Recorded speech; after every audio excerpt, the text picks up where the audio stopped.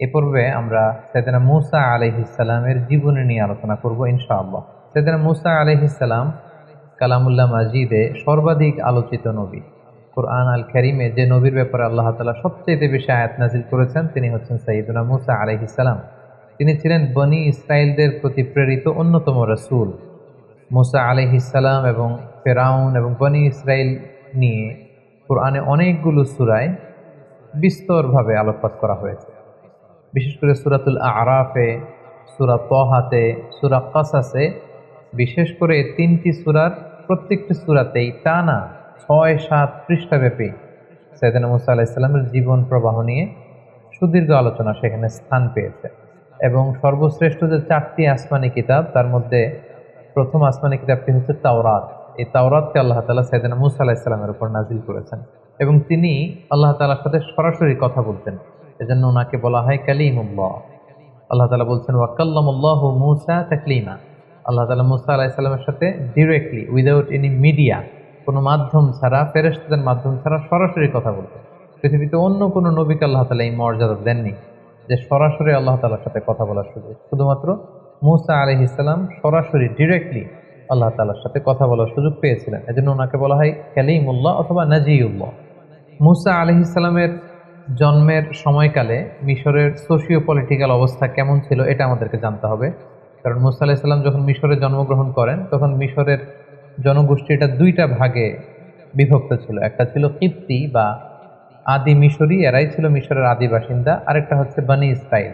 বনী ইসরাইলরা মূলত মিশরে এসেছিল সাইয়েদনা ইউসুফ আলাইহিস সালামের সময়কালে, যখন তিনি তার পিতা ইয়াকুব আলাইহিস সালামকে মিশরে আগমন করার জন্য আমন্ত্রণ জানিয়েছিলেন। ইয়াকুব আলাইহিস সালাম ওনার ১০ ছেলেকে নিয়ে যখন মিশরে আগমন করেন, ঠিক সেই সময়টাতে বনী ইসরাইলের সর্বপ্রথম মিশরে অ্যারাইভাল হয় এবং সেই সময়কাল থেকে সাইয়েদনা মূসা আলাইহিস সালাম পর্যন্ত মিশরে বেসিকলি দুইটা গোষ্ঠীতে বিভক্ত ছিল মিশরি জনগণ।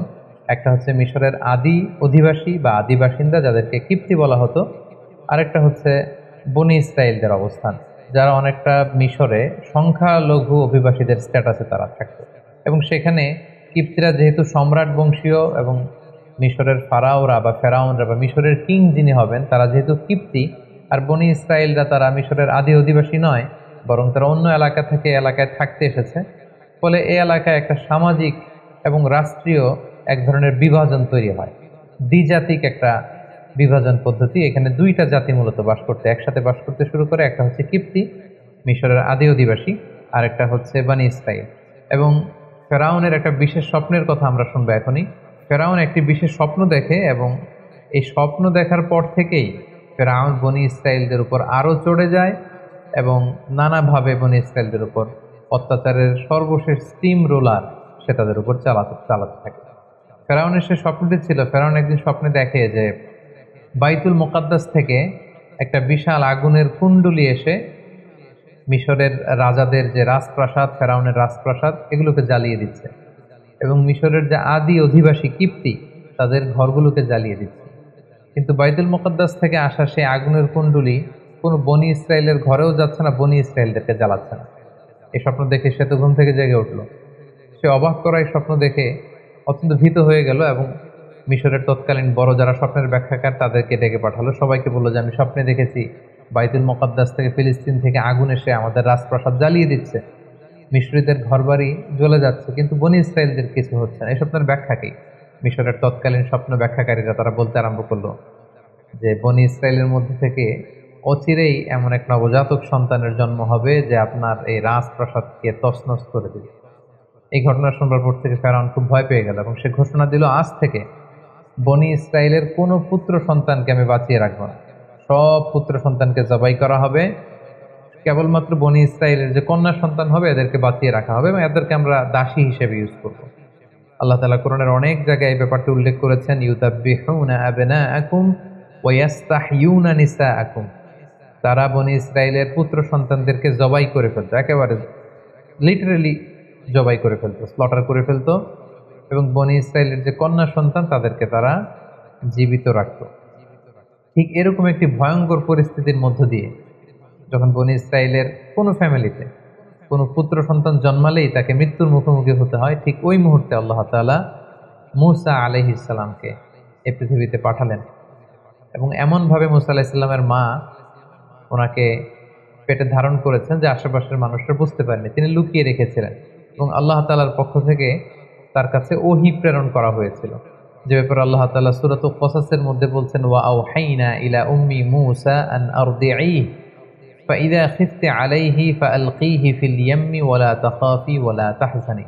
আল্লাহ তাআলা সাইয়েদনা মূসা আলাইহিস সালামের মাকে প্রত্যাদেশ করলেন যে, হে মূসার মা, অর্থাৎ মূসা আলাইহিস সালামের মায়ের হৃদয়ের ভেতরে আল্লাহ তাআলা এমন কিছু ঢেলে দিলেন যাতে করে তিনি বুঝতে পারলেন যে যখনই মূসা জন্মগ্রহণ করবে তাকে আমার সাথে রাখা যাবে না। আল্লাহ তাআলা বললেন, ফাআলকীহি ফিল ইয়াম্মি ওয়ালা তাখাফি ওয়ালা তাহজানি, হে মূসার মা, তুমি সিন্ধুকের মধ্যে মূসাকে ঝুঁকিয়ে তাকে নীল নদে নিক্ষেপ করে দাও, আর ভয় পেও না তুমি। ইন্না রাদ্দুহু ইলাইকি, আমি অচিরেই আমার বিশেষ কৌশলে মূসাকে, অর্থাৎ তোমার নবজাতক সন্তানকে তোমার কোলেই আমি ফিরিয়ে দিব। সুবহানাল্লাহ। এবং তাকে আমি রসুল বানাবো। ব্যাপারটি কেমন ছিল? তিনি কাঠ দিয়ে সিন্দুক বানালেন, মূসা আলাইহিস সালামকে ভাসিয়ে দিলেন। এবং মূসা আলাইহিস সালামের বোনকে তার মা বললেন যে, তুমি নীল নদের পাশ দিয়ে হেঁটে যেতে থাকো এবং দেখো যে এই সিন্দুকটা কোথায় যায়। এই সিন্দুক যে ফেরাউনের বাড়ির যে নীল নদের ঘাট, সেখানে যে ভিড়ল, সেখানকার দাসদাসীরা সেটা পেয়ে বের করে ফেরাউনের স্ত্রী আসিয়া বিনতে মুজাহিমের হাতে দিল। এবং আসিয়া খুলে দেখে যে ফুটফুটে একটা নবজাতক পুত্র সন্তান। এবং মূসা আলাইহিস সালামের চেহারায় ছোটবেলা থেকে আল্লাহ তাআলা এমন মায়া ঢেলে দিয়েছিলেন, তিনি বলছেন, ওয়া আলকাইতু আলাইকা মাহাব্বাতাম মিন্নি, হে মূসা, আমি আমার পক্ষ থেকে তোমার মধ্যে অনেক মহব্বত ঢেলে দিয়েছি, যেই তোমাকে দেখে সে পছন্দ করে ফেলে। তো আসিয়া বিনতে মুজাহিম যখন মূসা আলাইহিস সালামকে দেখলেন, ছোট্ট মূসা, তার চেহারার মধ্যে নূর ভাসছিল, আলোতে উদ্ভাসিত ছিল, তিনি পছন্দ করে ফেললেন। তো ফেরাউনকে বললেন যে, আমাদের যেহেতু সন্তান নেই, আমরা এটাকে লালন পালন করব। ফেরাউনও না করতে পারলেন না স্ত্রীর অনুরোধে। কিন্তু সমস্যা দেখা দিল তখন, যখন এই নবজাতক সন্তান কাঁদতে শুরু করলো ক্ষুধায়। এই বাচ্চাকে কে দুধ খাওয়াবে? আসিয়ার তো তখন দুধ খাওয়ানোর সুযোগ নেই। তখন ধাত্রী নিয়ে আসা হলো যে দুধ খাওয়াবে, কিন্তু মূসা আলাইহিস সালাম কোনো ধাত্রীর স্তন টাচ করছিলেন। যত মহিলাকে আনানো হয় রাজপ্রাসাদে দুধ খাওয়ানোর জন্য, তিনি কারো কাছ থেকে দুধ খাচ্ছেন না। দূর থেকে কিন্তু মূসা আলাইহিস সালামের বোন দূর থেকে পুরো ঘটনাটি পর্যবেক্ষণ করছিল। এই পরিস্থিতি দেখে সে রাজপ্রাসাদে যেয়ে বলল যে, আমার সন্ধানে এমন একজন ধাত্রী আছে, এই শিশু নিশ্চয়ই সে ধাত্রীর স্তন থেকে দুধ পান করবে। এবং এই কথা বলে মূসা আলাইহিস সালামের বোন তার মাকে ডেকে নিয়ে আসলো। এবং ঠিকই মূসা আলাইহিস সালামের মা যখন মূসা আলাইহিস সালামকে কোলে নিলেন, সাথে সাথে শিশু মূসা তিনি হাসতে আরম্ভ করলেন এবং মায়ের স্তন থেকে দুধ খেতে আরম্ভ করলেন। কিন্তু ফেরাউন, আসিয়া সহকারে রাজপ্রাসাদের কেউই টের পেল না যে এটিই হচ্ছে এই নবজাতক সন্তানের প্রকৃত মাতা। আল্লাহ তাআলা বললেন, ওয়া হাররামনা আলাইহিল মারাদিআ মিন ক্বাবলু ফাকালাত হাল আদুল্লুকুম আলা আহলি বাইতি ইয়াকফুলুনাহু লাকুম ওয়া হুম লাহু নাসিহুন। পুরো বিষয়টি আল্লাহ তুলে ধরলেন। এবং আল্লাহ তাআলা বললেন, ফারাদাদনাহু ইলা উম্মিহি কাই তাফাররা আইনুহা ওয়া লা তাহজান, আমি কৌশল করে মূসাকে তার মায়ের কোলেই ফিরিয়ে দিলাম, যাতে তার মায়ের মনে আর দুশ্চিন্তা না হয়, তার মায়ের হৃদয়টা যেন ঠান্ডা হয়, চক্ষু যেন শীতল হয়। এই ব্যবস্থা আমি আল্লাহ তাআলা করে দিলাম। এটা বেসিকলি ছিল মূসা আলাইহিস সালামের প্রতি আল্লাহ তাআলার বিশেষ একটি নিয়ামত। এভাবে আল্লাহ তাআলার বিশেষ কৌশলে, আল্লাহ তাআলার বিশেষ প্ল্যানের অংশ হিসেবে ফেরাউনের শত্রু, ফেরাউনের নিজ রাজপ্রাসাদে রাজকীয় সম্মানে বড় হতে লাগলো। সেদিন মূসা আলাইহিস সালাম শৈশব পেরিয়ে কৈশোরে পদার্পণ করলেন। কৈশোর শেষে তিনি যৌবনে পদার্পণ করলেন এবং জীবনের প্রায় ৩০টি বছর তিনি ফেরাউনের রাজপ্রাসাদে থেকে তিনি বড় হলেন। মূসা আলাইহিস সালামের শৈশবকালের পর থেকে সুইচ করে আল্লাহ তাআলা ওনার যৌবনকালের একটি ঘটনা তিনি উল্লেখ করেছিলেন। তিনি রাস্তা দিয়ে একবার হাঁটছিলেন, হঠাৎ দেখলেন যে দুইজন লোক ঝগড়া করছে। ফাওয়াজাদা ফিহা রাজুলাইনি ইয়াকতাতিলান, একজন মিশরীয়, একজন বনী ইসরাঈলী। এখানে বেসিক্যালি অপরাধী ছিল ঝগড়ার মধ্যে, দুইজনের মধ্যে অপরাধী লোক ছিল হচ্ছে মিশরী লোকটি, আর বনী ইসরাঈলের লোকটি ছিল মাজলুম, নিরপরাধী। মূসা আলাইহিস সালাম দেখলেন, তাই তো, এই লোকটা তো অপরাধ করছে। উনি যে থামতে বললেন, তারা থামছে না। সেদিন মূসা আলাইহিস সালাম আঘাত করলেন, একটা থাপ্পড় মারলেন মিশরীর গালে। তো তিনি আঘাত করেছিলেন লোকটাকে থামানোর জন্য, কিন্তু সেদিন মূসা আলাইহিস সালামের হাতে আল্লাহ তাআলা এত শক্তি দিয়েছেন যে ওই থাপ্পড় খেয়েই মুহূর্তের মধ্যে ওই মিশরী ওই জায়গাতেই মৃত্যুবরণ করে। সাইয়েদনা মুসা আলাইহিস সালাম ভয় পেয়ে গেলেন। দূর থেকে এক লোক এসে বলল যে, হে মুসা, তুমি তাড়াতাড়ি পালাও। ওয়াজাআ রাজুলুম মিন আকসাল মাদিনাতি ইয়াসআ ক্বালা ইয়া মুসা ইন্নাল মালাআ ইয়াতামিরুনা বিক লিয়াকতুলুকা ফাখরুজ ইন্নী লাকা মিনান নাসিহিন। সে এসে বলল, হে মুসা, তুমি পালাও, তোমাকে হত্যার জন্য ফেরাউনের আশেপাশের লোকজন, সভাসদ বর্গ তারা প্ল্যান করছে, তুমি বাঁচতে চাইলে এলাকা থেকে পালিয়ে যাও। সাইয়েদনা মুসা আলাইহিস সালাম এখান থেকে চলে গেলেন এবং মিশর ছেড়ে তিনি যেতে যেতে মাদিয়ান সীমান্তে চলে আসলেন। মাদিয়ানের কথা আমরা শুআয়ব আলাইহিস সালামের ঘটনার সময় পড়েছি, যেটা অ্যারাবিয়ান পেনিনসুলার একেবারে উত্তর পশ্চিম এলাকাতে অবস্থিত, অর্থাৎ দ্য গালফ অফ আকাবা, আকাবা উপসাগর এবং লোহিত সাগরের তীর ঘেঁষে একটি শহর। তিনি মিশর ছেড়ে প্রাণে বাঁচবার জন্য দৌড়াতে দৌড়াতে মিশর ছেড়ে মাদিয়ান এলাকাতে তিনি ঢুকে গেলেন এবং ঢুকে দেখলেন সেখানে দুজন যুবতী মেয়ে বসে আছে। তিনি তাদের কাছে যেয়ে বললেন, ক্বালা মা খাতবুকুমা, তোমরা বসে আছো কেন এখানে?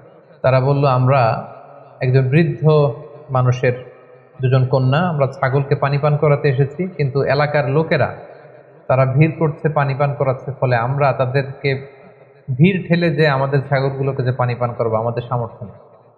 সাইয়েদনা মুসা আলাইহিস সালাম নিজে দায়িত্ব নিয়ে এই দুজন যুবতী মেয়ের সাথে যে ছাগলগুলো ছিল এগুলোকে পানি পান করিয়ে দিলেন এবং তিনি আল্লাহ তাআলার কাছে দোয়া করতে লাগলেন যে, হে আল্লাহ, কোন এলাকাতে আমি আসলাম, এখানে কোথায় যাব? আমার ঘর নেই, আমার বাড়ি নেই, আমাকে আশ্রয় দেওয়ার কেউ নেই। তিনি যখন আল্লাহ তাআলার কাছে কায়মন বাক্যে দোয়া করছিলেন, এই দুইজন যুবতী যে বাড়িতে তাদের পিতার কাছে সব কিছু খুলে বললেন। কোনো মুফাসসিরিন একরাম বলেছেন যে উনিই হচ্ছেন শুআয়ব আলাইহিস সালাম, কেউ কেউ বলেছেন না, তিনি শুআয়ব আলাইহিস সালাম নন, তিনি ছিলেন আল্লাহ তাআলার একজন প্রিয় ভাজন বান্দা। এবং তারা যখন এই কথা বলল, ওই বৃদ্ধ লোকটি বললেন, তাহলে সেই যুবককে ডেকে আনো, তাকে তো ধন্যবাদ দেওয়া দরকার। তাদের একজন মেয়ে সাইয়েদনা মুসা আলাইহিস সালামের কাছে যেয়ে বললেন, আমাদের পিতা আপনাকে ডেকে পাঠিয়েছে, চলুন। সাইয়েদনা মুসা আলাইহিস সালাম গেলেন এবং যাওয়ার পরে সেই ব্যক্তিটি সাইয়েদনা মুসা আলাইহিস সালামকে ধন্যবাদ দিলেন এবং বললেন, তোমার ঘটনাটি আমাকে খুলে বলো, তাহলে আমি তোমাকে কিছু উপদেশ দিতে পারি। সাইয়েদনা মুসা আলাইহিস সালাম পুরো ব্যাপারটি খুলে বললেন যে, এমন এমন ঘটনা, আমি জালেমদের কবল থেকে পালিয়ে এসেছি। তিনি বললেন যে, নাজাউতা মিনাল কওমিজ জালিমিন, তুমি তো বেঁচে এসেছো।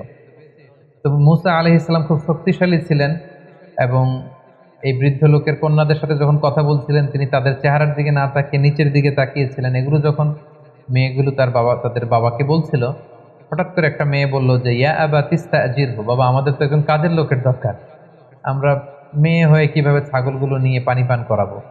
আপনি একটা কাজ করেন, এই যুবককে আমাদের ঘরের বিভিন্ন কাজ করবার জন্য, ছাগলগুলোকে দেখভাল করার জন্য তাকে রেখে দেন, টাকার বিনিময়ে, অর্থের বিনিময়ে রেখে দেন।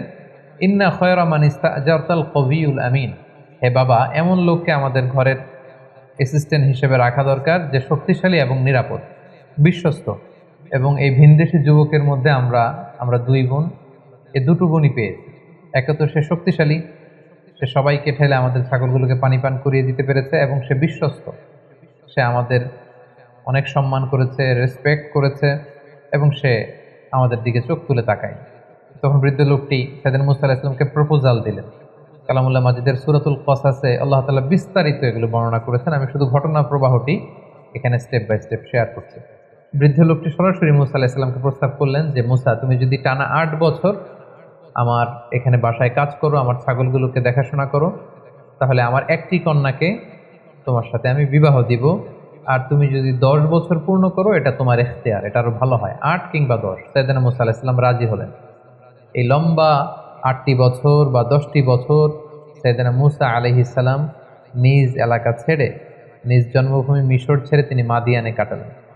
আসলে শুধুমাত্র মুসা আলাইহিস সালামের জীবনেই যে এই সংগ্রাম এসেছিল এমনটি নয়, বরং আল্লাহ তাআলা প্রেরিত প্রতিটি নবীর জীবনই ছিল কিন্তু এরকম সংগ্রামে পরিপূর্ণ। তাদের প্রত্যেকেই তারা মরুভূমিতে মেষ চড়িয়েছেন, অনেককে তাদের এলাকা ত্যাগ করতে হয়েছিল, হিজরত করতে হয়েছে, বাতিলের বিরুদ্ধে, তাগুতের বিরুদ্ধে লড়াই করতে হয়েছে, এবং নানা সময় তারা স্বজাতির লোকজন বা নিজের উম্মতের বিরোধিতার সম্মুখীন হয়েছে। সাইয়েদনা মুসা আলাইহিস সালাম প্রায় 10টি বছর মাদিয়ানে সময় কাটালেন। সেই বৃদ্ধ লোকের একটি কন্যার সাথে বিবাহ বন্ধনে আবদ্ধ হলেন। কোনো বর্ণনা মতে তার 2জন সন্তান হয়েছিল, এবং তৃতীয় সন্তান যখন তার স্ত্রীর পেটে, তখন তিনি সেই বৃদ্ধের কাছ থেকে, অর্থাৎ ওনার শ্বশুরের কাছ থেকে, যেটা কোনো কোনো বর্ণনা মতে শোয়েব আলাইহিস সালাম ছিলেন, ওনার কাছ থেকে বিদায় নিয়ে এবার তিনি নিজ জন্মভূমি মিশরে ফিরে যাবেন। যেহেতু মাদিয়ান তো ওনার নিজের এলাকা নয়, তিনি যখন মিশরে ফিরে যাবেন কিছু ছাগল নিয়ে, তার স্ত্রীকে নিয়ে, সন্তানদেরকে নিয়ে, কিছু দাস দাসী নিয়ে তিনি যখন মাদিয়ান থেকে মিশরে ফিরে যাচ্ছেন, তুর পাহাড়ের কাছাকাছি কোনো একটি এলাকাতে যখন তিনি আসলেন, প্রচন্ড শীত ছিল, ওনার স্ত্রী গর্ভবতী, প্রেগনেন্ট, এবং প্রেগনেন্সির পেইন উঠেছে ওনার স্ত্রীর, প্রচন্ড ঠান্ডা এবং অন্ধকার, এবং তিনি ফিল করছেন যে সাধারণ যে রাস্তা, কাফেলা যে রাস্তায় চলে, তিনি ভুল করে রাতের বেলা ওই রাস্তা হারিয়ে হয়তো অন্য কোনো রাস্তায় চলে এসেছেন। হঠাৎ তিনি খেয়াল করলেন দূরে আগুন দেখা যায়। ফাকাল আলি আহলিহিম কুসু ইন্নী আনাস্তু নারান লাআল্লি আতীকুম মিনহা বিকবাস আও আজিদু আলান নারি হুদা। তিনি বললেন যে আমার মনে হয় আমরা রাস্তা হারিয়ে ফেলেছি, আর প্রচন্ড ঠান্ডা, একটা কাজ করো, তোমরা সবাই এইখানে কাফেলাকে থামাও, স্টপ, এখানে বসো, বিশ্রাম নাও। ওই যে দূরে আগুন দেখা যায়, আমার মনে হয় কেউ আগুন পোহাচ্ছে, অথবা ওইখানে কোনো একটা কাফেলা আছে, আমি যাই ওখান থেকে লাকড়ি দিয়ে আগুন নিয়ে আসি, এবং রাস্তাটা ঠিক আছে কিনা এটা একটু ক্রস চেক করে আসি, জিজ্ঞেস করে আসি। সেদিন মুসা আলাইহিস সালাম ওখানে গেলেন, কিন্তু যে অবাক হলেন, দেখলেন যে একটা গাছের ভেতর থেকে আগুন জ্বলছে, কিন্তু গাছের পাতা জ্বলে না, ডালপালা জ্বলে না, কিছুই জ্বলে না, দাউ দাউ করে আগুন জ্বলছে। কিন্তু সেই আগুনটা পৃথিবীর অন্যান্য আগুনের মতো না, একটু ভিন্ন ধরনের একটা আগুনের মতো, এবং আগুনের ভেতর থেকে একটা সাউন্ড আসছে। তিনি প্রথমে ভেবেছিলেন মানুষরা বসে হয়তো আগুন পোহাচ্ছে, কিন্তু যে দেখেন কোনো মানুষ নেই, একটা অদ্ভুত কাণ্ড, গাছের ভেতরে আগুন জ্বলছে। হঠাৎ সেখান থেকে একটা আওয়াজ আসলো, আওয়াজটা হচ্ছে ইন্নী আনা রব্বুক, মানে আমি তোমার প্রভু, আই এম ইউর লর্ড, ফাখলানা আলাইক, মুসা তোমার জুতা খোলো, শুজ অফ, ইন্নাকা বিল ওয়াদিল মুকাদ্দাসি তুয়া, হে মুসা তুমি একটা পবিত্র উপত্যকায়, ভ্যালিতে এসেছো, যেটার নাম হচ্ছে তুয়া। ওয়া আনা আখতারতুকা ফাসতামি' লিমা ইউহা, আর আমি তোমাকে নবী হিসেবে অ্যাসাইন করলাম, জাস্ট নাও, এখন থেকে তুমি নবী। এখন আমি তোমাকে কিছু প্রত্যাদেশ দিব, আমি কি বলছি মনোযোগ দিয়ে শোনো। প্রথম যে আল্লাহ প্রত্যাদেশ দিলেন সেটা হচ্ছে ইন্নানি আনাল্লাহ লা ইলাহা ইল্লা আনা ফা'বুদনি, অর্থাৎ হে মুসা আমি হচ্ছি আল্লাহ, আমি ছাড়া কোনো ইলাহ নেই, আমার ইবাদত করো। তাহলে প্রথম প্রত্যাদেশ হচ্ছে এক আল্লাহর ইবাদত করা, তাওহীদের বাণী। দুই নম্বর প্রত্যাদেশ হচ্ছে ওয়া আকিমিস সালাতা লিযিকরি, হে মুসা আমার স্মরণে সালাত কায়েম করো।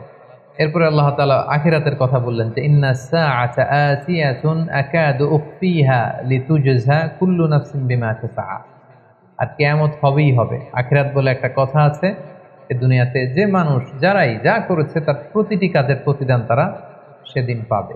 তাহলে তিনি তাওহীদের কথা বললেন, একত্ববাদের কথা বললেন, তিনি ইবাদতের পদ্ধতি বাতলে দিলেন, এবং আখিরাত বলে যে একটা কথা আছে, তার কনসেপ্ট অফ আখিরা, এগুলো বললেন। এগুলো বলে তিনি বললেন যে যাও মুসা, তুমি যে দাওয়াত দাও। মুসা আলাইহিস সালাম ভয় পেয়ে গেলেন, তিনি ভাবলেন যে আমি কি এখন এগুলো নিয়ে দাওয়াত দিতে পারবো? আল্লাহ তাআলা সাইয়েদনা মুসা আলাইহিস সালামকে শুধু মেসেজ দিয়ে ছেড়ে দেন যে যাও তুমি নবী, এই কথাগুলো পৌঁছে দাও না। আল্লাহ তাআলা আমরা জানি যে নবীদেরকে মুআজিজা দিয়ে থাকেন। এবার আল্লাহ তাআলা সাইয়েদনা মুসা আলাইহিস সালামকে দুইটা মুআজিজা দিবেন। আল্লাহ তাআলা জিজ্ঞেস করলেন ওমা তিলকা বিয়ামিনিকা ইয়া মুসা, মুসা তোমার ডান হাতে কি? ক্বালা হিয়া আসায়া, তিনি বললেন এটা লাঠি, এটা দিয়ে আমি অনেক কাজ করি। আল্লাহ বললেন লাঠিটা ফেলো তো।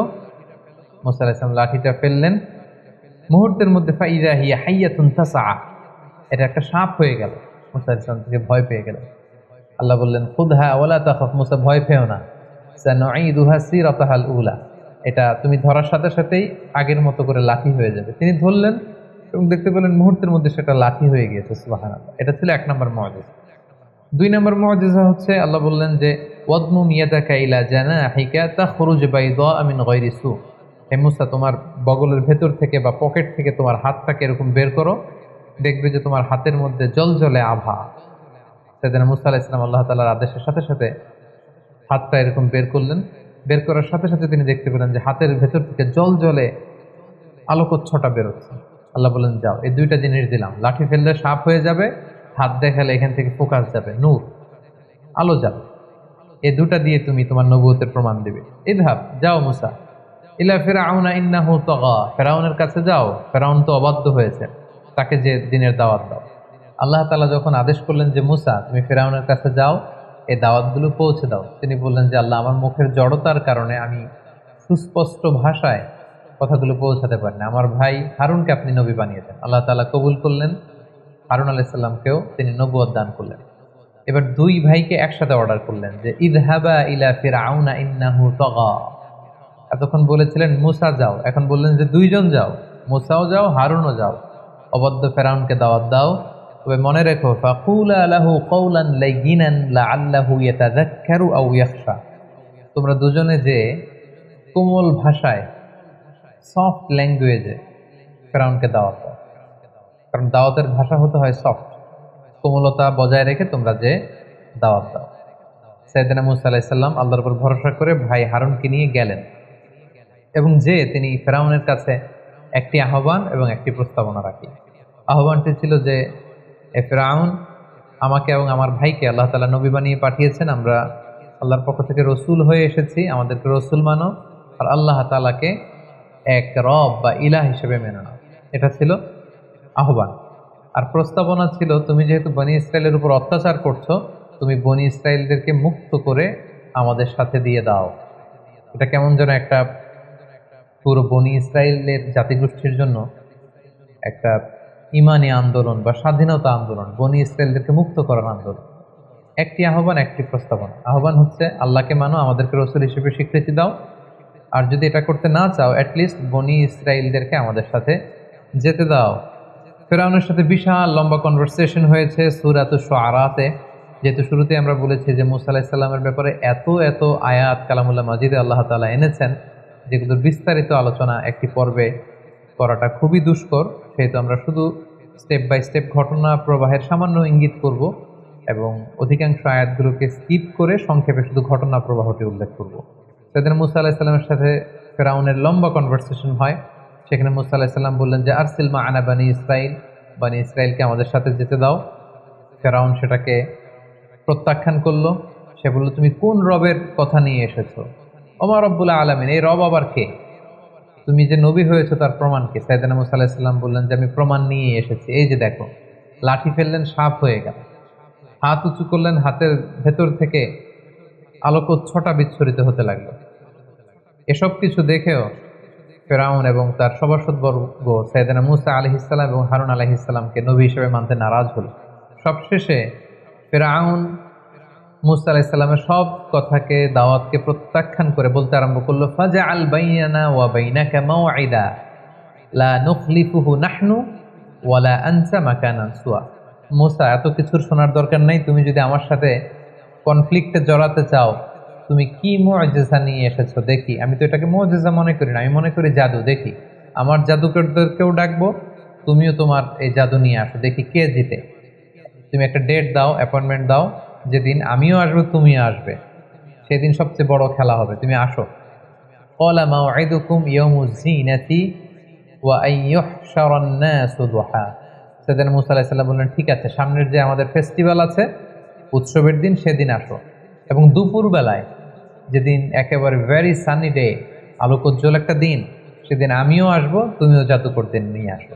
সেদিন মুসা আলাইহিস সালামের এই কথা শুনে ফেরাউন রাজি হলো এবং ফেরাউন মিশরের বিভিন্ন শহরে বড় বড় জাদুকরদেরকে একসাথে একত্রিত হওয়ার জন্য বলল এবং ফেরাউন তাদেরকে আশ্বস্ত করলো, যদি তোমরা মুসার উপরে তাকে হারিয়ে বিজয় লাভ করতে পারো, অনেক সম্মান তোমাদের হবে, আমার খুব কাছে চলে আসতে পারবে, অনেক উপঢৌকন, টাকা পয়সা, সম্মান, খ্যাতি সব তোমাদেরকে আমি দান করব, কিন্তু শর্ত হচ্ছে মুসাকে হারাতে হবে।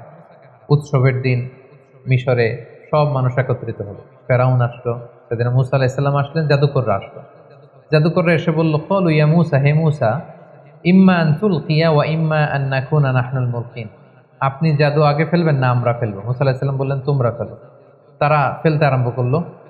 তাদের কারো কারো জাদুর ফলে বাঘ তৈরি হলো, সিংহ তৈরি হলো, ভাল্লুক তৈরি হলো, হাতি তৈরি হলো। এবার মুসা আলাইহিস সালাম বলল যে আমি আমার মুআজিজা কি প্রদর্শন করব? তারা বলল, হ্যাঁ, আপনি প্রদর্শন করবেন।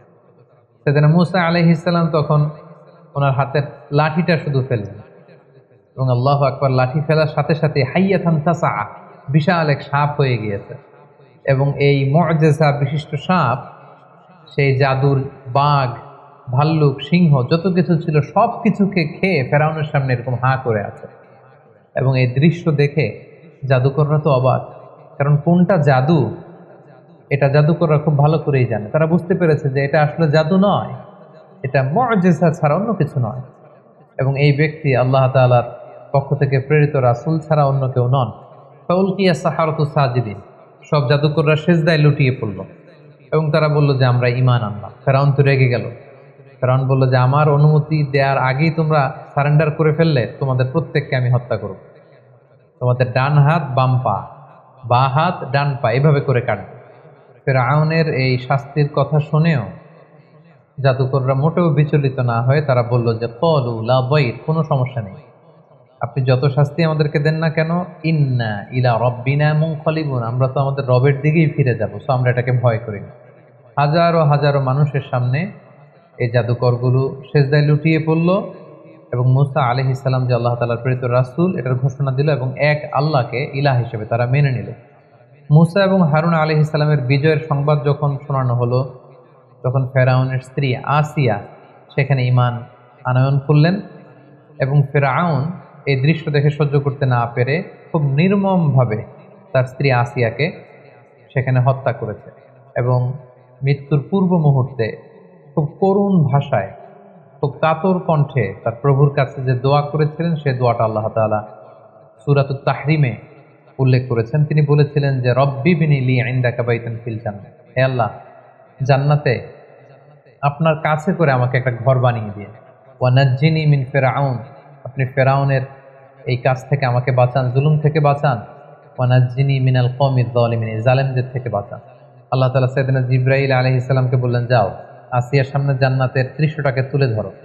এবং আসিয়া যখন মৃত্যুবরণ করছিলেন তিনি জান্নাতের দৃশ্যটা, জান্নাতের নাজ নেয়ামত সৌন্দর্য দেখে দেখে এই পৃথিবী থেকে বিদায় নিয়েছিলেন। আল্লাহু আকবার। খুব সংক্ষেপে আমরা এই ব্যাপারটি এখানে শেষ করলাম। ফেরাউন তখন পুরো মিশরের জনগণকে ভয় দেখানোর জন্য থ্রেট দিল। ফাহাশারা ফানাদা, সবাইকে জড়ো করে সে থ্রেট দিয়ে বলল যে আনা রব্বুকুমুল আ'লা, যে আমি তোমাদের বড় প্রভু। এবং সে বলল মা আলিমতু লাকুম মিন ইলাহিন গায়রি, আমি ছাড়া এই পৃথিবীতে আরো কোনো রব থাকতে পারে, উপাস্য থাকতে পারে, সেটা তো আমি জানিই না। সাইয়েদনা মূসা আলাইহিস সালামের দাওয়াতকে যখন ফেরাউন প্রত্যাখ্যান করলো, আল্লাহ তাআলা ফেরাউন এবং তার গোষ্ঠীর মধ্যে নানা ধরনের শাস্তি চাপিয়ে দিলেন। সূরাতুল আ'রাফের বিভিন্ন আয়াতে আল্লাহ তাআলা এটা উল্লেখ করেছেন। কখনো আল্লাহ তাআলা ফেরাউন এবং তার জাতিগোষ্ঠীকে দুর্ভিক্ষ দিয়ে শায়েস্তা করেছেন, কখনো তাদের মিশরের ফসলগুলোকে নষ্ট করে আল্লাহ তাআলা শায়েস্তা করেছেন। ফাআরসালনা আলাইহিমুত তুফান, কখনো তুফান পাঠিয়েছেন। ওয়াল জারাদ, পঙ্গপাল পাঠিয়েছেন। ওয়াল কুম্মাল, উকুন পাঠিয়েছেন। ওয়াদ দাফাদিআ, ব্যাঙ পাঠিয়েছেন। ওয়াদ দাম, রক্ত পাঠিয়েছেন। এগুলো দিয়ে আল্লাহ তাআলা ফেরাউনকে এবং ফেরাউনের জাতিগোষ্ঠী মিশরীয়দেরকে তিনি শাস্তি দিয়েছেন। এবং প্রত্যেকটা শাস্তি যখন মারাত্মক আকার ধারণ করত, ফেরাউনের লোকজন যে মূসা আলাইহিস সালামকে বলতো যে মুসা তুমি আল্লাহর কাছে দোয়া করো, আল্লাহ যদি এই শাস্তি থেকে আমাদের বাঁচায়, আমরা হয় ঈমান আনবো নতুবা বনী ইসরাইলকে তোমার সাথে চলে যেতে দিব। কিন্তু তার কোনোটাই তারা করেনি। মূসা আলাইহিস সালাম প্রত্যেকবার দোয়া করতেন, আল্লাহ তাআলা ওনার দোয়ার বরকতে শাস্তি তুলে নিতেন, কিন্তু আবার তারা আগের মতোই অবাধ্যতা, পাপাচার, অনাচার, সেই রাস্তায় তারা আবার ফিরে যেত। এভাবে একের পর এক আল্লাহ তাআলা তাদের উপর শাস্তি পাঠাতে লাগলেন এবং শাস্তি যখন মারাত্মক আকার ধারণ করে তারা মূসা আলাইহিস সালামের দ্বারস্থ হয়। আল্লাহ যখন কোম্মাল দিয়ে শাস্তি দিলেন, মানে উকুন দিয়ে তাদের হাতে, পায়ে, গায়ে, চুলে, দাড়িতে, সব জায়গায় শুধু উকুন আর উকুন। আল্লাহ যখন তাদেরকে ব্যাঙ দিয়ে শাস্তি দিলেন, তাদের ঘরে, রাস্তায়, যে কোনো জায়গায় তারা শুধু ব্যাঙের লাফালাফি দেখতে লাগলো। দাম, রক্ত দিয়ে যখন আল্লাহ তাআলা শাস্তি দিলেন, তারা যখন কোনো কিছু রান্না করতো সেটা রক্ত হয়ে যেত। তারা যখন পানি আনতো এই পানিটা রক্তে রূপান্তরিত হতো। তাদের জীবনটা দুর্বিষহ হয়ে উঠত।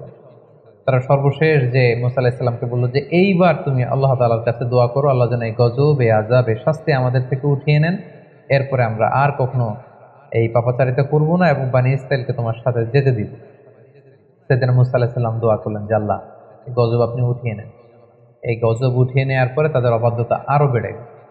আল্লাহর নবী মূসা আলাইহিস সালাম ফেরাউনকে বারবার দাওয়াত দেওয়ার পরেও ফেরাউন যখন সত্যের পথকে গ্রহণ করলো না এবং বনী ইসরাইলকেও মূসা আলাইহিস সালামের সাথে যেতে দিল না, তখন আল্লাহ তাআলা সরাসরি প্রত্যাদেশ করলেন যে ফাআসরি বিইবাদি লাইলান ইন্নাকুম মুত্তাবাউন, হে মূসা আর কাল বিলম্ব করবার দরকার নেই, আজ রাতেই তুমি বানি ইসরায়েলকে নিয়ে লোহিত সাগরের দিকে রওনা হয়ে যাও, তোমরা সেই পথ দিয়ে বাইতুল মুকাদ্দাসের দিকে যাবে। এবং যেতে যেতে ওনারা দেখলেন যে সামনে বিশাল সাগর। বনি ইসরায়েলের সবাই তো আফসোস এবং আক্ষেপ শুরু করে দিল যে আমরা তো এখন বাঁচার উপায় নেই, কারণ পেছন থেকে তো ফেরাউন তারা চেস করছে, ধরবার জন্য চেষ্টা করছে। আল্লাহ তাআলা বললেন যে মুসা, তুমি চিন্তা করো না, তোমার লাঠি ফেলো।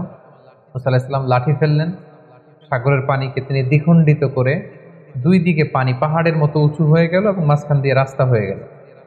আল্লাহ তাআলা বললেন আনিদ্রিব বিআসাকাল বাহার, লাঠি দিয়ে একটা বাড়ি মারো। ফানফালাকা, দুই ভাগ হয়ে গেল। ফাকানা কুল্লু ফিরকিন কাত্তাউদিল আযীম, পানিটা দুই ভাগ হয়ে বিশাল পাহাড়ের মতো এরকম ঠায় দাঁড়িয়ে রইল, আর মাঝখানে রাস্তা। সুবহানাল্লাহি বিহামদিহি।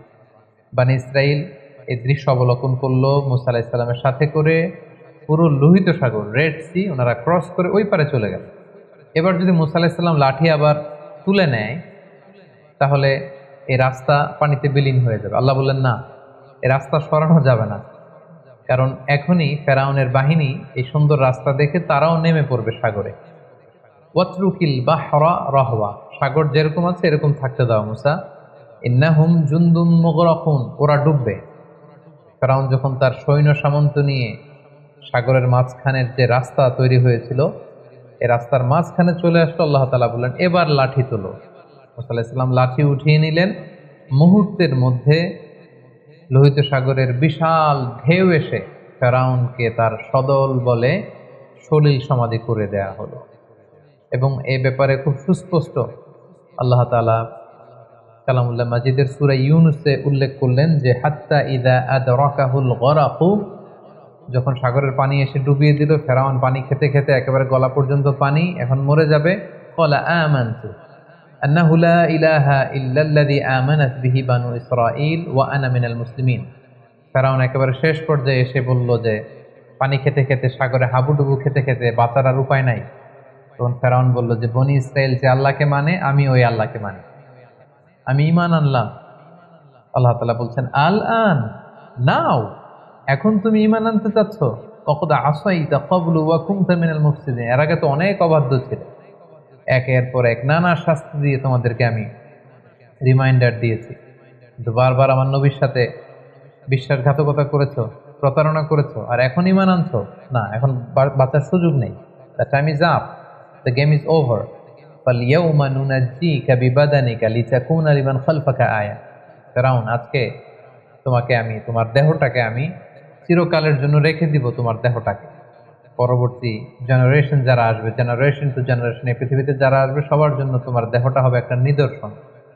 এবং আজও মিশরের জাতীয় যে জাদুঘর, সেখানকার রয়্যাল মমিস চেম্বারে ফেরাউনের লাশটি সংরক্ষিত রয়েছে। আমি নিজেও সে লাশটি দেখে এসেছি, এবং অনেক দর্শনার্থীরা যারা মিশরের রাজধানী কায়রোর এই জাদুঘরে গিয়েছেন, তারা ফেরাউনের সেই লাশ, এটা যে আজও সংরক্ষিত আছে, সেটা তারা দেখে এসেছেন। এবং ফেরাউনের সলিল সমাধি হলো, ফেরাউনের অনুসারীরা সাগরে ডুবে মারা গেল, আর সাইয়েদনা মূসা আলাইহিস সালাম তাওহীদের ঝান্ডাবাহী মূসা আলাইহিস সালাম বানি ইসরায়েলকে নিয়ে তিনি পার হয়ে গেলেন এবং মুক্তি পেলেন। দুই দল, এক দল ডুবে গেল, আরেক দল মুক্তি পেল। যেই দিন তারা মুক্তি পেল সেই দিনটা ছিল আশুরার দিন, এবং সে আশুরার দিনে বানি ইসরায়েল তারা রোজা পালন করত। আল্লাহ রাসূল সাল্লাল্লাহু আলাইহি ওয়াসাল্লাম মক্কা থেকে মদিনায় যেয়ে দেখলেন ইহুদিরা রোজা পালন করে একদিন। আল্লাহ রাসূল বললেন তারা যদি একদিন রোজা রাখে, আমরা রাখবো 2 দিন। তারা যদি এই রোজা পালন করে, মুসা তো আমার ভাই, শুকরিয়া স্বরূপ আমরাও রোজা রাখবো। সেই হিসেবে আমরাও মুসলিমরা আশুরার দিন রোজা রাখি। আমরা আশুরার দিন রাখি এবং তার আগের দিন, অথবা আশুরার দিন এবং তার পরের দিন, আমরা 2টি রোজা রাখি ইহুদিদের বিরোধিতা হিসেবে।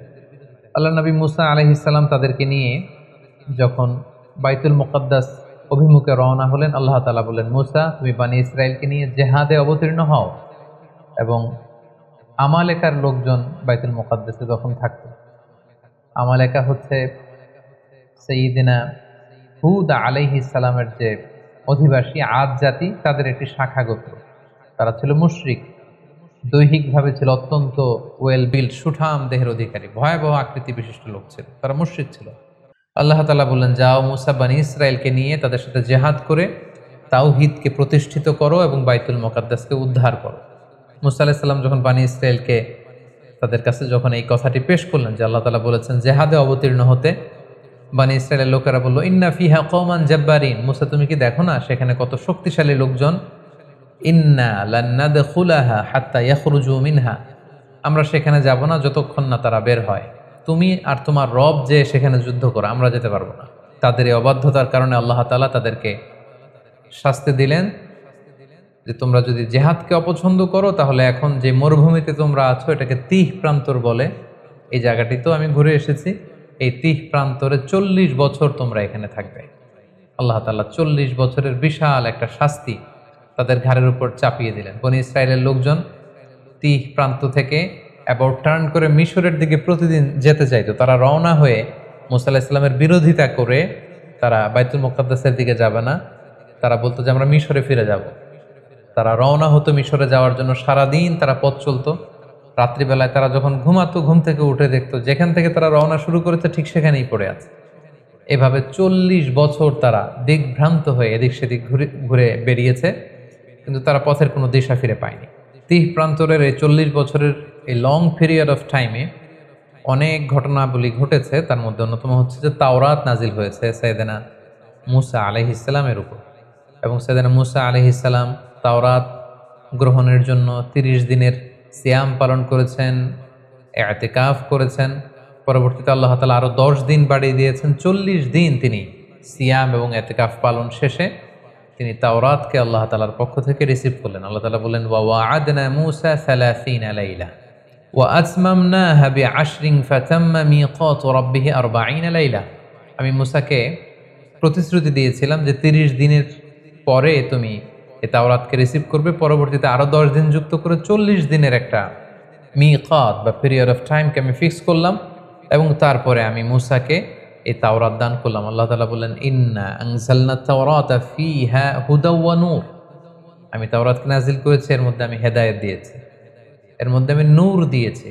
এবং মুসা আলাইহিস সালাম পরবর্তীতে বনী ইসরায়েলের মধ্যে যত নবীরা এসেছে ওনারাও এই তাওরাত দিয়ে মানুষের মাঝে দাওয়াতি কাজ করেছেন। এবং আল্লাহ তাআলা নিজ হাতে কাঠের তক্তা বা ফলকে এই তাওরাতকে তিনি লিপিবদ্ধ করে দিয়েছিলেন। এবং সাইয়েদেনা মুসা আলাইহিস সালাম যখন তাওরাতকে রিসিভ করবার জন্য তুর পাহাড়ে চলে যান, তিনি তার ভাই হারুন আলাইহিস সালামকে বনী ইসরায়েলের দায়িত্বশীল করে যান, এবং তিনি এসে দেখেন যে তারা গোবৎস পূজায় লিপ্ত হয়ে গিয়েছে।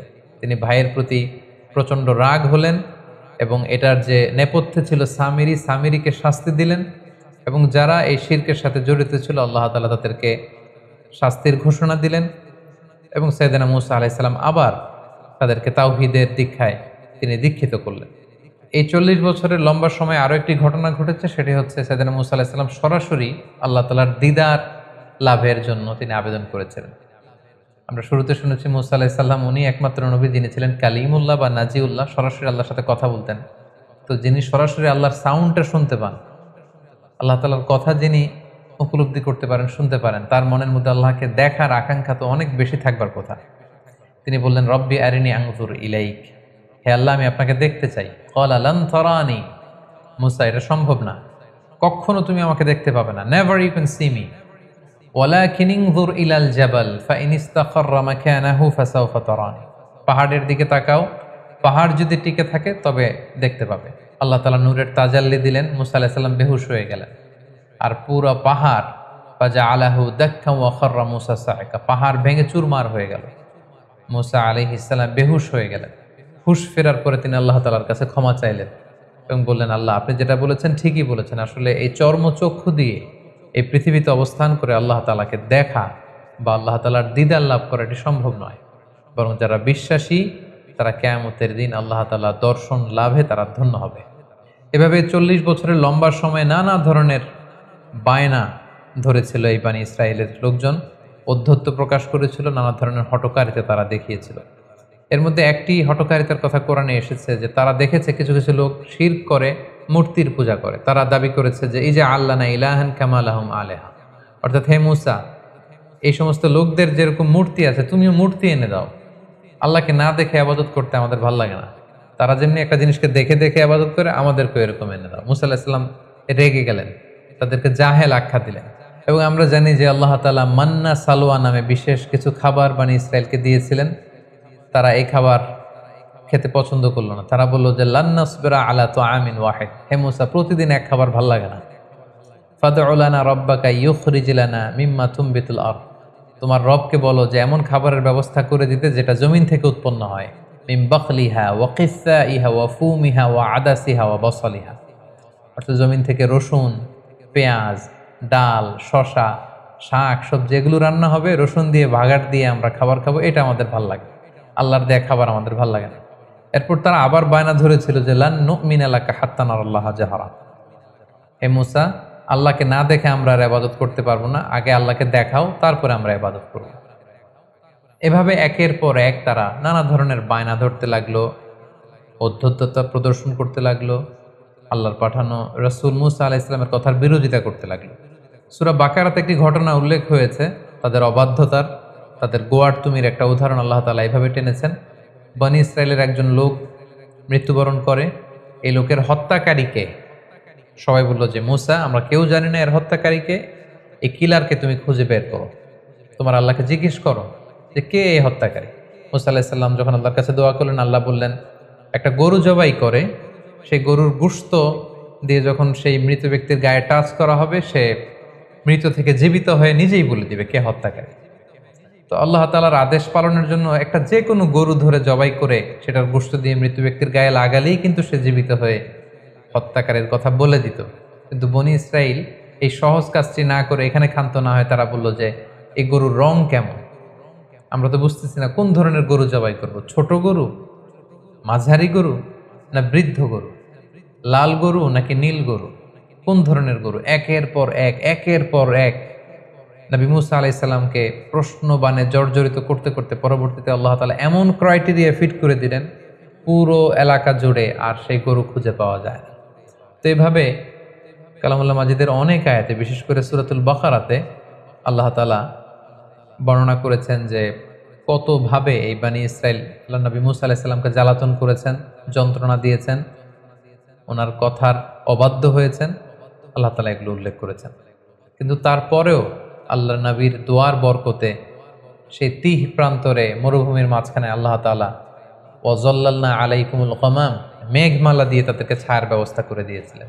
তৃষ্ণা মেটাতে বানি ইসরায়েলের 12টা গোষ্ঠী ছিল, 12টা ঝর্ণার ব্যবস্থা করে দিয়েছিলেন। সেই জায়গাটাতেও আমি ভিজিট করে 12টা ঝর্ণা দেখে এসেছি। মান্না এবং সালওয়া নামক খাবারের ব্যবস্থা করে দিয়েছিলেন। সাইয়্যিদুনা মুসা আলাইহিস সালামের সাথে খিজির আলাইহিস সালামের চমকপ্রদ একটি ঘটনা সূরাতুল কাহাফের ভেতর আল্লাহ তাআলা উল্লেখ করেছেন। ঘটনাটির সূচনাটি ছিল এমন, বনি ইসরায়েলের মাঝে বসে তিনি মুসা আলাইহিস সালাম বক্তব্য রাখছিলেন। একজন জিজ্ঞেস করলো যে পৃথিবীতে সবচেয়ে জ্ঞানী ব্যক্তি কে? মুসা আলাইহিস সালাম বললেন আমি। আল্লাহ তাআলা মুসা আলাইহিস সালামের এই প্রশ্নটা পছন্দ করলেন না। আল্লাহ বললেন মুসা তুমি ভুল বলেছ, তোমার চেয়েও একজন জ্ঞানী ব্যক্তি আছে, তুমি মাজমাউল বাহরাইন, 2 সাগরের মিলনস্থলে যাও, সেখানে গেলে পাবে। মুসা আলাইহিস সালাম ইউশা ইবনে নুনকে নিয়ে, ওনার ভাগিনাকে নিয়ে সেখানে গেলেন। যে দেখলেন চাদর জড়িয়ে একজন লোক শুয়ে আছে, সালাম দিলেন। চাদরের ভেতর থেকে তিনি সালামের উত্তর দিলেন এবং বললেন কে? মুসা আলাইহিস সালাম বললেন আমি মুসা। ভেতরের লোকটি বলল বনি ইসরায়েলের নবী মুসা? মুসা আলাইহিস সালাম বললেন হ্যাঁ। তারপর তিনি চাদর সরালেন, মুসা আলাইহিস সালাম ওনার সাথে কথা বললেন এবং মুসা আলাইহিস সালাম বললেন যে আমি শুনেছি আপনি অনেক জ্ঞানী, আমি আপনার কাছ থেকে কিছু জ্ঞান আহরণ করতে চাই। খিজির আলাইহিস সালাম বললেন যে না, আমাকে আল্লাহ তাআলা যেই জ্ঞান দিয়েছে সেটা রিসিভ করার ধৈর্য আপনার নেই, আপনি পারবেন না, আপনি ফিরে যান। মুসা আলাইহিস সালাম ওনাকে অনেক জোর করলেন। তিনি বললেন যে আপনি যদি অনুমতি দেন আমি আপনার সাথে একটা সফর করতে চাই, কিছুদিন আপনার খেদমতে থেকে, আপনার সাথে থেকে, আপনার অ্যাকম্পানি নিয়ে আমি আপনার থেকে কিছু নলেজ নিতে চাই। কিন্তু খিজির আলাইহিস সালাম বরাবরের মতো তিনি বলছেন নো, এটা আপনি পারবেন না, কারণ ইন্নাকা লান তাস্তাতিয়া মাইয়া সবরা, ওই ধৈর্য, ওই প্যাশেন্স আপনার মধ্যে নেই, আপনি পারবেন না। মুসা আলাইহিস সালামের জোরাজোরিতে তিনি রাজি হলেন। তখন বললেন যে ঠিক আছে, শর্ত হচ্ছে আমার সাথে চলতে ফিরতে আমার কাজগুলো শুধু অবজারভেশন করা যাবে, কিন্তু প্রশ্ন করা যাবে না। মুসা আলাইহিস সালাম বললেন ঠিক আছে চলেন।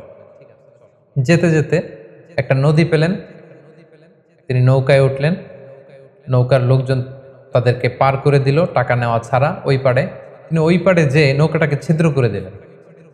মুসা আলাইহিস সালাম বললেন এটা আপনি কেমন কাজ করলেন?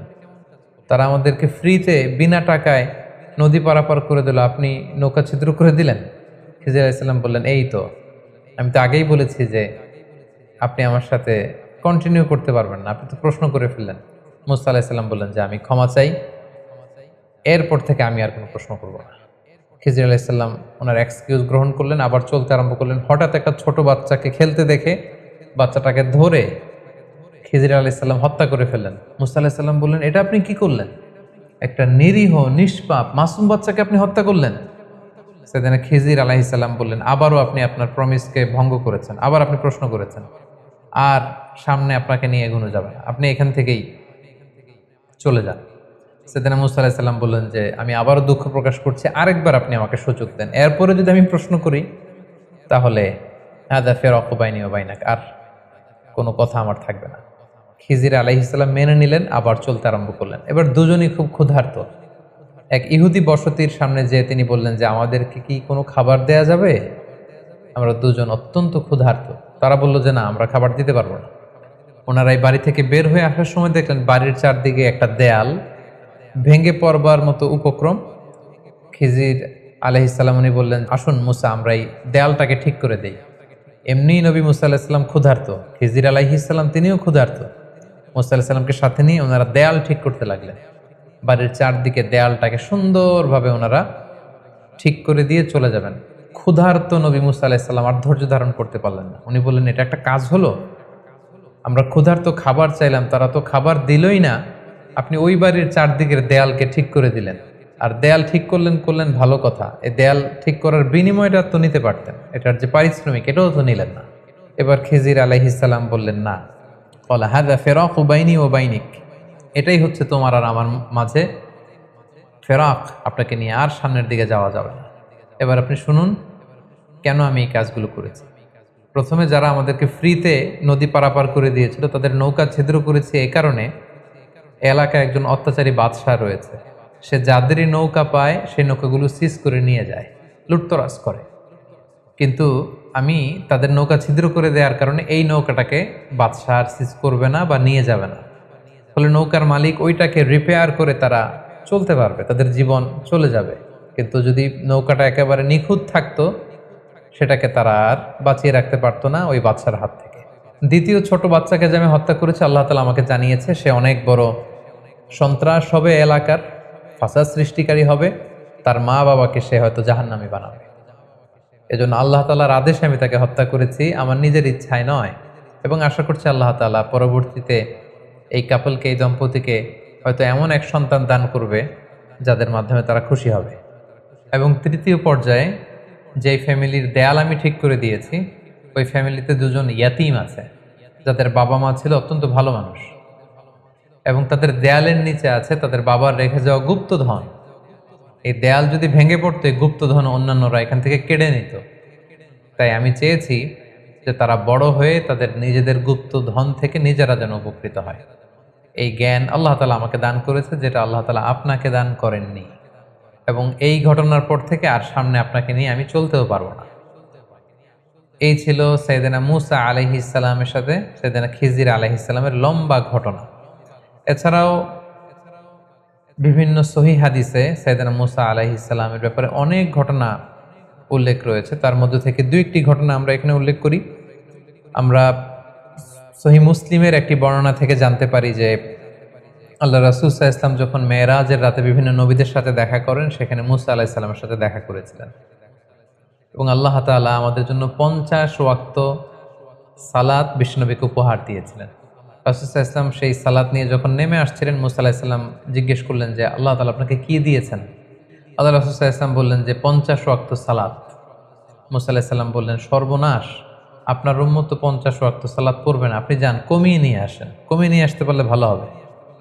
আল্লাহ নবী সাল্লাল্লাহু আলাইহি ওয়াসাল্লাম গেলেন, 5 ওয়াক্ত কমিয়ে 45 ওয়াক্ত নিয়ে আসলেন। মুসা আলাইহিস সালাম বললেন, পড়বে না, আবার যান কমিয়ে নিয়ে আসেন। এভাবে 9 বার আল্লাহ রাসূল সাল্লাল্লাহু আলাইহি ওয়াসাল্লামকে মুসা আলাইহিস সালাম পাঠিয়েছেন।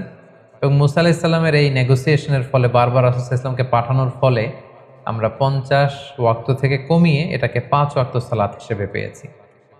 সাইয়েদনা মুসা আলাইহিস সালামের মৃত্যু কোথায় হয়েছে, কবর কোথায় হয়েছে, ব্যাপারে সহিহ মুসলিমের একটি হাদিসে আমরা জানতে পেরেছি যে বাইতুল মুকাদ্দাসের খুব কাছাকাছি একটা জায়গায় আল্লাহ রাসূল সাল্লাল্লাহু আলাইহি ওয়াসাল্লাম বলেছেন যে খুব কাছের একটা জায়গায় মুসা আলাইহিস সালামকে কবর দেয়া হয়, এবং আল্লাহ রাসূল সাল্লাল্লাহু আলাইহি ওয়াসাল্লাম বলেছেন যে আমি যদি সেখানে থাকতাম তাহলে তোমাদেরকে দেখিয়ে দিতে পারতাম একটি লাল মাটির ডিবির পাশে আল্লাহ নবী মুসা আলাইহিস সালাম সেখানে শুয়ে আছেন। সম্মানিত সুধী, এই পর্যায়ে আমরা সাইয়েদনা মুসা আলাইহিস সালামের জীবন থেকে কিছু লাইফ লেসন যেগুলো আমাদের জীবনে কাজে লাগতে পারে সেদিকে আমরা যাব। প্রথম যে শিক্ষাটি আমরা পাই সেটি হচ্ছে দাওয়াতি কাজে সফট ল্যাঙ্গুয়েজ ইউজ করতে হয়। কারণ আল্লাহ তাআলা মুসা আলাইহিস সালাম এবং হারুন আলাইহিস সালামকে অর্ডার করেছেন ফাকুলা লাহু কওলান লাইয়িনা লাআল্লাহু ইয়াতাযাক্কারু আও ইয়াখশা, অর্থাৎ হে মুসা এবং হারুন, তোমরা দুজন ফেরাউনের কাছে যখন যাবে তখন সফট ভাষায়, অতি কোমল ভাষায়, নম্র ভাষায় তোমরা তাকে দাওয়াত দাও। কেননা দাওয়াতের ভাষা হতে হয় অত্যন্ত সফট, হৃদয়স্পর্শী, মর্মস্পর্শী, অর্থাৎ যে কথা হৃদয় থেকে আসে সেটা যে মানুষের হৃদয়ে স্পর্শ করে। আমরা যদি আল্লাহ রাসূল সাল্লাল্লাহু আলাইহি ওয়াসাল্লামের বায়োগ্রাফির দিকে তাকাই তাহলে দেখব উনিও খুব সফট হৃদয়ের অধিকারী ছিলেন। আল্লাহ তাআলা বলছেন ফাবিমা রাহমাতিম মিনাল্লাহি লিনতা লাহুম, হে নবী আপনি আল্লাহর মেহেরবানিতে নরম হৃদয়ের অধিকারী হয়েছেন। ওয়ালাউ কুনতা ফাদদান গলিযাল কলবি লানফাদ্দু মিন হাওলিক, আপনি যদি কর্কশ ভাষী হতেন, আপনি যদি রূঢ় ভাষী হতেন, আপনি যদি কঠোর হৃদয়ের অধিকারী হতেন, কেউ আপনার কাছে আসতো না। এখন যেমনি সাহাবারা আপনার চারদিক ঘিরে রাখে, আপনার কোমলতা, আপনার সফটনেস, আপনার নম্র এবং উত্তম আচরণের কারণে সবাই যেমনি আপনাকে ঘিরে রাখে, আপনি যদি কর্কশ ভাষী হতেন কেউ আপনার কাছে আসতো না। মুসা আলাইহিস সালামের জীবনী থেকে দ্বিতীয় শিক্ষা হচ্ছে আল্লাহ তাআলার বিজয় বা সাহায্যের জন্য আমাদের পক্ষ থেকে প্রাণান্তকর প্রচেষ্টাটা জরুরি। আমরা যদি চেষ্টাই না করি তাহলে আল্লাহ তাআলার সাহায্য পাওয়ার কোনো সম্ভাবনা নেই। আমাদের অনেকে আছে যারা হাত গুটিয়ে বসে থাকে, কোনো ধরনের চেষ্টা, প্রচেষ্টা, প্ল্যানিং, ভিশন তাদের মধ্যে নেই, কিন্তু তারা আল্লাহ তাআলার সাহায্যের দিকে তাকিয়ে থাকে। আমরা যদি মুসা আলাইহিস সালামের জীবনের দিকে খেয়াল করি, আল্লাহ তাআলা বলেছেন যে হে বনী ইসরাইল, তোমরা মুসা আলাইহিস সালামের সাথে করে বেরিয়ে পড়ো, এবং পুরো বনী ইসরাইলের বিশাল গোষ্ঠী কিন্তু আল্লাহ নবী মুসা আলাইহিস সালামের প্রতি আনুগত্য দেখিয়ে ওনারা বেরিয়ে পড়েছিল। এবং চলতে চলতে সামনে যখন সাগর এসেছিল আল্লাহ তাআলা কিন্তু ঠিকই সাহায্য পাঠিয়েছেন, কিন্তু সেই সাহায্য পাওয়ার জন্য তো আপনাকে বেরোতে হবে, আপনাকে তো চেষ্টা করতে হবে। কিন্তু সেখান থেকে নাজাত পেয়ে বনী ইসরাইল যখন মুসা আলাইহিস সালামের সাথে করে যেতে যেতে বাইতুল মুকাদ্দাস পর্যন্ত পৌঁছলো, আল্লাহ তাআলা তাদেরকে জেহাদের আদেশ করলেন, কিন্তু তারা জেহাদে অবতীর্ণ হতে রাজি হয়নি। ফলে তারা আল্লাহ তাআলার পক্ষ থেকে সাহায্যও পায়নি। এ থেকে আমরা বুঝতে পারলাম যে আল্লাহর সাহায্যের জন্য আমাদের পক্ষ থেকে চেষ্টা প্রচেষ্টা জরুরি। প্রথম দিকে তারা প্রচেষ্টা করেছিল এবং আল্লাহ তাআলার সাহায্য তারা চাক্ষুষ অবলোকন করেছিল, এবং দ্বিতীয় পর্যায়ে তারা যখন হাত গুটিয়ে বসেছিল সেখানে আল্লাহ তাআলার সাহায্যও আসেনি। এবং পৃথিবীতে এটাই আল্লাহ তাআলার সুন্নাহ, বান্দা যখন চেষ্টা করে, বান্দা যখন নিজের ইফোর্ট দেয়, তখন সেখানে আল্লাহ তাআলার সাহায্য এসে যুক্ত হয়। 3 নাম্বার যে শিক্ষাটি আমরা পাই যে বনী ইসরাইল যে কতটা বাড়াবাড়ি করেছিল, তাদের গোয়ার্তুমের নিদর্শন আমরা দেখেছি, তাদের ঘাড় তেড়ামির নিদর্শন আমরা দেখেছি, এবং তাদের মতো এরকম একটা বিদঘুটে জাতিকে সোজা করবার জন্য মুসা আলাইহিস সালামের মতো এরকম একজন টাফ ম্যান, একজন আয়রন ম্যানের দরকার ছিল। অর্থাৎ জাতিগোষ্ঠী যেমন তাদের নবীও তেমন। এখানে যদি খুব সফট হার্টের একজন নবীকে আল্লাহ তাআলা প্রেরণ করতেন তাহলে সেটা খুব একটা ওয়ার্ক করতো না বা রান করতো না। আমরা জানি যে নবীদের মধ্যে থেকে মুসা আলাইহিস সালাম খুব বেশি রাগী ছিলেন, একটু টাফ ছিলেন, একটু কঠোর হৃদয়ের অধিকারী ছিলেন। ওনার এক থাপ্পড়ের আঘাতে আমরা দেখেছি যে এক মিশরী মুহূর্তের মধ্যে অক্কা পেয়েছে। তিনি প্রচণ্ড রেগে ওনার নিজের ভাই হারুন আলাইহিস সালামের দাড়ি এবং চুল ধরে টেনে তিনি রাগ প্রকাশ করছিলেন। খুব কঠোর তিনি ছিলেন, এবং ওনার এই কঠোরতা এটা খুব দরকার ছিল, কারণ জাতি যেমন সে জাতির জন্য নবীও হতে হয় ঠিক তেমন। 4 নম্বর যে শিক্ষাটা আমরা পাই সেটা হচ্ছে জ্ঞান নিয়ে কখনো আসলে বড়াই করতে নেই। জ্ঞানীর চাইতে বড় জ্ঞানী আছে, জান্নেওয়ালার উপরও জান্নেওয়ালা থাকে। এজন্য আল্লাহ তাআলা বলেন ওয়া ফাওকা কুল্লি যী ইলমিন আলিম, জ্ঞানীর উপরও জ্ঞানী আছে, এবং সব জ্ঞানীর চাইতে বড় জ্ঞানী হচ্ছেন আল্লাহ তাআলা। মুসা আলাইহিস সালামকে যখন প্রশ্ন করা হয়েছিল কে সবচাইতে জ্ঞানী, আল্লাহ তাআলা পছন্দ করছিলেন যে আমার নবী মুসা যদি বলতো যে আমি জানি না, আল্লাহই সবচেয়ে বড় জ্ঞানী, এটা ছিল সবচাইতে চমৎকার উত্তর। কিন্তু মুসা আলাইহিস সালাম সরল মনে সহজভাবে তিনি বলে দিয়েছিলেন আমি জ্ঞানী। নিজেকে জ্ঞানী বলে প্রচার করা বা প্রসার করা এটা আল্লাহ তাআলা পছন্দ করেন না। এজন্য মুসা আলাইহিস সালামকে দেখাতে চাইলেন যে মুসা তুমি যে নিজেকে জ্ঞানী বলছো, তোমার চাইতেও বড় জ্ঞানী এই পৃথিবীতে আমি রেখে দিয়েছি, তার নাম হচ্ছে খিজির। এই ঘটনার মানে এটা না যে মুসা আলাইহিস সালামের চেয়ে খিজির আলাইহিস সালাম বেশি জ্ঞানী। ব্যাপারটা ছিল মুসা আলাইহিস সালামকে আল্লাহ এমন জ্ঞান দিয়েছিলেন যেটা আল্লাহ তাআলা খিজির আলাইহিস সালামকে দেননি, এবং খিজির আলাইহিস সালামকে আল্লাহ তাআলা এমন জ্ঞান দিয়েছিলেন যে জ্ঞান আল্লাহ তাআলা মুসা আলাইহিস সালামকে দেননি।